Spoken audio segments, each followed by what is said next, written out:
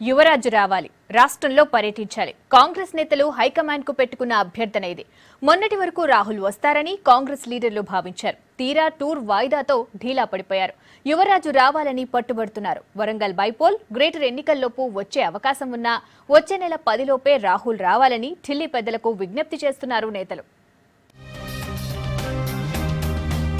రాహుల్ గాంధీని state tour కు తీసుకొచ్చేందుకు కాంగ్రెస్ నేతలు ప్రయత్నిస్తున్నారు. ఈ నెలలోనే రావాల్సి ఉన్న కాశ్మీర్ టూర్ తో తెలంగాణ పర్యటన వాయిదా పడింది.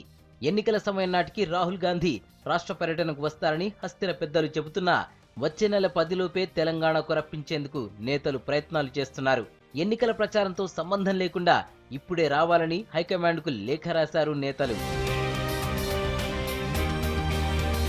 బీహార్ ఎలక్షన్స్ తో పాటే వరంగల్ ఉప ఎన్నిక జరిగే అవకాశం ఉన్నందున రాహుల్ ను రప్పించడం కష్టమవుతుందని అంచనా వేస్తున్నారు కాంగ్రెస్ నేతలు. ఎన్నికల సమయంలో రాహుల్ వస్తే గెలుపు ఓటముల ప్రభావం ఆయన మెడకే పడే అవకాశం ఉంది. దీంతో ఎలక్షన్లతో సంబంధం లేకుండా రాహుల్ రావాలంటున్నారు రాష్ట్ర నేతలు. యూనివర్సిటీలో విద్యార్థులతో చిట్చాట్ కార్యక్రమాన్ని పూర్తిగా రద్దు చేసి పార్టీకే పరిమితం చేసే యోచనలో ఉన్నారు.